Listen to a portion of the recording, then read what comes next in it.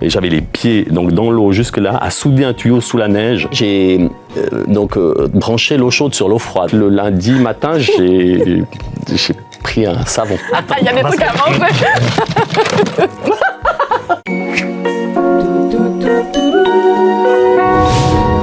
Bonjour à tous et bienvenue sur ce nouvel épisode de PLS. Et aujourd'hui, j'accueille Yann Lambiel. Bonjour, tu vas bien? Yann, mais ça va très bien en ce samedi matin. En ce samedi matin, oui, c'est le samedi matin. Oui, on est samedi matin.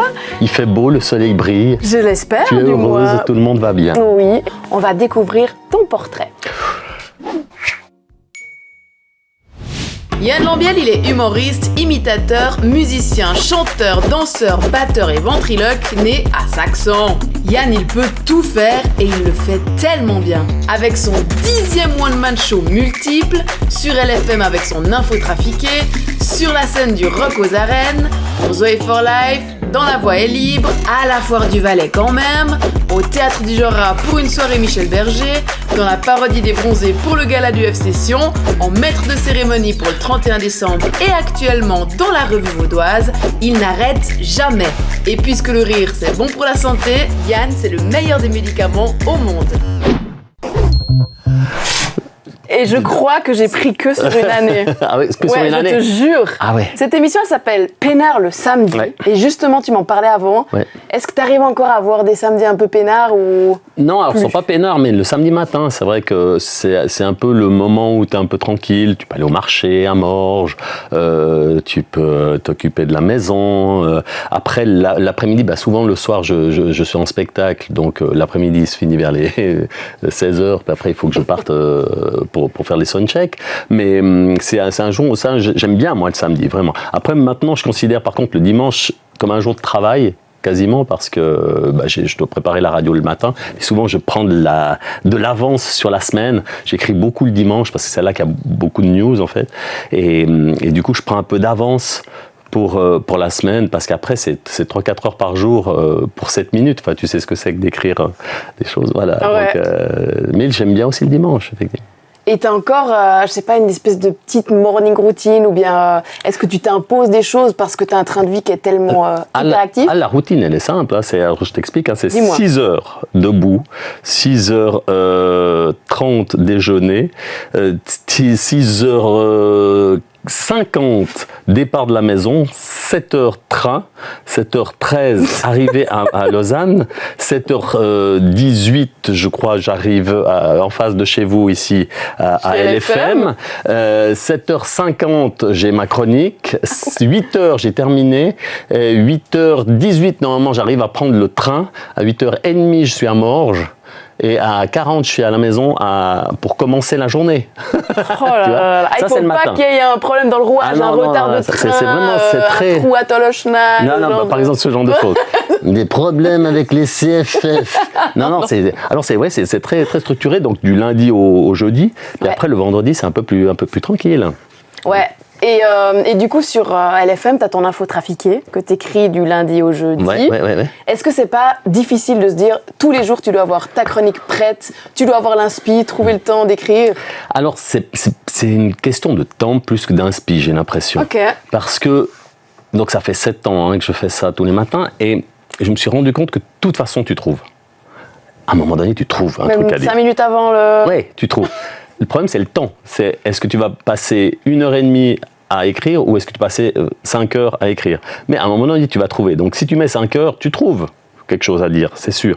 Alors, des fois, ça prend 5 heures, des fois, ça prend 1h30. Ça dépend de ton état d'esprit du moment, parce qu'il y a des moments où la fatigue fait que tu vois les sujets, tu vois ce que tu aurais écrit si tu étais en forme, mais tu sais que ça va te prendre beaucoup plus de temps parce que tu n'es pas assez péchu, parce que tu es fatigué, par exemple. Puis il y a d'autres fois où tu es en forme et puis que tu pourrais écrire 5 émissions le même jour parce que tu as l'esprit qui est vif. Et ça me fait pas peur d'écrire la radio, c'est marrant. Et puis des fois, tu trouves le truc dans le train 5 minutes avant. J'ai écrit une chanson et monté la musique dans le train entre Morges et ici. Parce que t'as une idée, tout à coup, puis oui, et puis tu y arrives. Puis d'autres fois, t'as pas d'idée, et puis des fois, t'as une idée 5 minutes avant. Mais c'est ça que j'aime aussi, c'est que tout à coup, l'idée va venir d'un voyageur qui qui te dit une info que tu n'as pas vu passer, par exemple. Puis là, tout à coup, tu écris ton truc, puis c'est le gag du jour, en fait. C'est dingue. Et ça prend plus de place dans la chronique que tout le travail que tu as fait la veille. Mais c'est ça que je trouve que c'est ça la magie, c'est de se dire chaque matin je vais de toute façon trouver quelque chose à dire et puis voilà, moi j'adore ça. C'est une sacrée confiance en toi en tout cas. C'est un truc simple, toutes les fois que j'ai envie de me plaindre sur mon métier, je suis fatigué, j'ai pas d'idée, j'ai eu un trou de mémoire, je me rappelle moi j'étais plombier, j'étais chauffagiste et j'ai toujours une image, c'est que un jour je devais travailler dans une fouille à deux rues de ma maison. C'était vraiment une fouille, donc à 2 mètres du sol, dans le sol. Il pleuvait, après il a neigé, il y avait 20 cm d'eau par terre, c'était le mois de décembre, et je devais souder un tuyau. Et j'avais les pieds donc dans l'eau jusque-là, à souder un tuyau sous la neige au mois de décembre. Et là, tu te dis, finalement, ça va aller. Ça peut mes 3 gags que je trouve pas tout de suite. Tu vois. Ça relativise tout. Et j'ai vraiment cette image tout le temps. C'est bien de garder ça en tête. Alors. Yann, est-ce que ça te dit qu'on passe à un premier jeu? Oh mon Dieu. Ça s'appelle la Flashbox. La Flashbox. Et ma Flashbox, la voici. Elle est belle, ta Flashbox. Oui, elle est magnifique, rose et douce. Je la caresse des fois. Ouais. Mais ce qui est important, c'est ce qu'il y a à l'intérieur. Il y a des objets vintage qui vont sans doute te rappeler sûrement, alors. des périodes de ta vie plus ou moins éloignées. Je te propose d'en choisir un et de nous raconter un souvenir autour. Oh là là, voilà, il y en a, oui, d'accord. Il y en a 2-3 que j'ai mis exprès pour toi. Ouais, super. Bon, alors il y a ceux-là qui sont très intéressants. Bon, ça c'est le métier. Comme je t'expliquais tout à l'heure, j'étais plombier. Alors j'ai arrêté la plomberie, qui n'était pas ma passion, mais que j'ai bien aimé. Moi, je suis assez bricoleur quand même. Et le jour où je me souviens, j'ai branché l'eau chaude sur l'eau froide dans une. C'était pas que ma faute, mais tu fais toute ton installation. T'as l'eau chaude et l'eau froide, l'eau chaude à gauche, l'eau froide à droite, et donc t'as ton WC, ta cuisine, ta salle de bain, t'as tout ça. Donc tous ces tuyaux. À l'époque, on mettait ça dans les chapes. Maintenant, c'est différent, mais on mettait ça dans les chapes. Et puis à un moment donné, tu relis tous ces tuyaux ensemble. Puis t'as plus qu'un tuyau qui descend d'eau chaude et un autre qui descend d'eau froide, d'accord, au sous-sol. Puis après, quelques semaines plus tard, quand la maison est terminée, tu raccordes ces 2 tuyaux qui sont juste ils sont juste là, ces 2 tuyaux, tu les raccordes à ton boil et à ta pompe à chaleur, toi, pour l'eau chaude et l'eau froide. Tu vois le truc, voilà. Et donc, quand tu fais ton installation, tu mets un scotch rouge et un scotch bleu. Puis après, tu pars 3 semaines, puis tu reviens. Et quand j'ai fait cette installation, j'avais un ouvrier et on ne s'est pas compris. Donc on a inversé les trucs. Donc moi j'ai tout raccordé, tout très bien. Et mon patron de l'époque, un jour il y avait une séance de chantier, on avait tout raccordé, tout était fini. Il y avait donc le propriétaire, tous les corps de métier qui étaient là. Et donc il dit il n'y a pas de problème. Il ouvre l'eau au WC et il y a l'eau chaude dans le réservoir de chasse. Donc la buée qui sort. Et donc tout le monde était là. Et donc le lundi matin, j'ai pris un savon. Mais ça a pris 5 minutes pour changer les tuyaux. Mais enfin, c'était... ça fait une bonne blague. C'était super. Lui, il n'a pas beaucoup ri. Bon, on va passer à un deuxième jeu. Deuxième et dernier jeu. J'ai plus besoin d'aller chercher là-dedans. Tu veux dire, tu as pris tout ça juste pour un. Mais il y aura des autres invités. Toi, par exemple, ça me parle moins, ça, c'est marrant. Ouais, ça me parle beaucoup moins. C'est marrant. Moi, j'étais pas très jeu vidéo, même à 14 ans. Chercher ça, alors. Même à 14 ans, c'était pas du tout mon truc. Toi, j'étais pas. Ouais, je me rappelle, mais j'étais pas super Game Boy. Oh, ça oui. Ça, évidemment. Ah, ben attends, celle-là, on l'a. Mais on n'était pas. Là, j'étais déjà quasiment professionnel à cette époque-là. Je sais pas de quelle année. Ça, oui, bien sûr. T'as pas Goldorak. Il faut Goldorak. Ça, pas, toi, par exemple. Pas du tout, mais Goldorak, oui. Mais il n'y a pas Goldorak. Toi, ça non plus. Ça, c'est pas c'est pas ma génération, ça. Chacun sa jeunesse. Ça non plus. Ça non plus. Bon, montre pas tous les objets que j'ai dans ma Flashbox. Après, les gens, ils voudront plus venir. Parce qu'il y a des trucs sympas. Il y a des trucs à manger. Non, je la ferme. Et on va passer. Tu veux pas remettre ça dedans, t'es sûr? Ben, je vais les prendre chez moi. Peut-être que je trouverai de quoi faire un robinet tout à coup, si j'ai l'inspiration. Ouais, non, c'est clair. Et le prochain jeu, ça s'appelle la Promomo. La Promomo. Ouais. Donc, la Promomo, les règles sont simples, mais le jeu est pas si facile. En ce moment, toi, t'es à la Revue Vaudoise. Oui. Donc, le but, c'est de faire la promo pour encourager les gens à venir vous voir, mais t'as pas le droit d'utiliser les mots qui s'affichent à mon écran. C'est-à-dire, Oh. revue vaudoise, spectacle, Périté, chapiteau. Et attends, parce que si tu perds, t'as un gage. Tu devras faire, au lieu de faire la promo de la revue vaudoise, la promo du spectacle de Joseph Gorgoni à Beausobre le 28 mars prochain. Mais ça me va aussi. Hein. Ouais, ça, y a pas de problème. Ouais. Je peux faire les deux. Parfait, ça me va. Mais je peux les garder là parce que, d'accord. Oui, tu peux regarder. Je fais la promo de ces représentations magnifique que nous faisons de jeudi passé, donc du 20 octobre au 30 novembre, avec j'espère des prolongations. Une manifestation fantastique au bord du lac, dans un port juste à côté de Montreux, dans une structure qui ressemble à un cirque, mais qui est plutôt une espèce de cabaret. Vous voyez, c'est un cabaret qui vient des Pays-Bas et qui est magnifique avec je peux dire, avec une scène centrale. Oui. Voilà. Et nous sommes 6 comédiens et 2 musiciens, 2 comédiennes, 4 comédiens, donc il y a Cuchet Barbosa, il y a Marc Denet-Monet, il y a Nathalie Devantet, il y a Jenny Laurent, il y a Florent Bernheim à la guitare et Kemar au beatbox. Et donc c'est assez sympa et on s'amuse beaucoup. Et les gens sont le spectateur le plus éloigné est à 8 mètres. C'est bon, j'ai rien dit.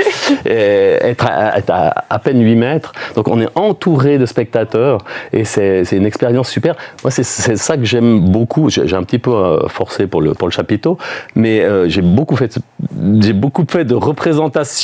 J'ai dit chapiteau. Ah merde, j'ai dit chapiteau. Bon, on est confiné maintenant, tu peux y aller. Non, j'ai travaillé pas mal sous les chapiteaux. J'ai fait des spectacles sous les chapiteaux d'Asselt à l'époque.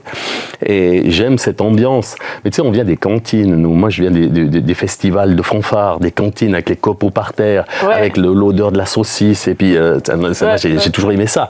Donc, il y a ce côté populaire. Et j'aimais bien que les gens soient un peu tournés. Tu sais, ils sont mal assis sur ces bancs. Alors là, vous serez super bien assis à part ça. Hein. Mais il y a une espèce de magie qui fait que le spectateur est dans une autre configuration qu'une salle de spectacle normale. Et du coup, rien que le fait d'entrer sous cette structure... C'est trop tard. fait que tu vis quelque chose. Enfin, on n'aurait même pas besoin de faire le spectacle, que les gens ont déjà vécu quelque chose simplement en étant dans le chapiteau. C'est un petit plus au spectacle. Au passage. C'est un truc accessoire. Et ben n'oubliez pas de prendre vos billets. On va mettre au fond de l'écran là le site internet pour prendre les quelques places qui restent. Pas ça se bouscule au portillon. Ça va être difficile. Oh là et puis allez voir le spectacle de Joseph Gorgoni aussi, c'est quel jour? Oui, le 28 mars au théâtre de Beausobre. Il fait pas Marie-Thérèse. Hein. Non, ça s'appelle Transplanté. Hein, exactement, mais en 2 mots. Oui. Et il l'a dit. Il l'a dit. Oui. Bon, il sera content de savoir qu'on lui a fait un coup de pub. Toi, c'est un copain quand même. Mais écoute, on a tourné une émission qui va passer sur la RTS, je crois, le 26 décembre, par là autour. Ça s'appelle La Voix est libre. J'avais fait cette émission avec Wawrinka et avec Christian Constantin. Et là, on l'a faite avec lui et on lui a fait quelques surprises. Il était tout content. J'ai déjà beaucoup aimé les autres émissions. Ouais, c'était ça. On arrive déjà gentiment à la fin de notre petit moment. Ça va vite. Mais je peux partir avec la caisse, par contre. Prends toute la caisse. Oui, je trouverais bien une autre flashbox. Mais avant que tu partes, j'ai une dernière question à te poser. Est-ce que tu as encore des rêves? Moi, mon rêve, c'est juste de pouvoir durer le plus longtemps possible en bonne santé et que les gens se lassent pas trop de voir ma tronche. C'est un peu ça, moi, si je peux. Voilà. Puis d'avoir envie de faire ça encore longtemps. C'est sympa. Je te le souhaite. Je te le souhaite vraiment de tout cœur. Vous pouvez suivre Yann Lambiel sur ses réseaux qui s'affichent en bas de votre écran parce que tu partages beaucoup. Tu es bien actif, hein? Mais je partage. En fait, j'ai surtout la chronique. Ouais, c'est ça. On fait avec beaucoup de la chronique. Tu fais des stories. Alors j'apprends. Mais il faut que je fasse plus. Je sais, je suis. C'est un boulot. C'est un boulot. Toi, tu sais ce que c'est. C'est un travail. C'est un travail.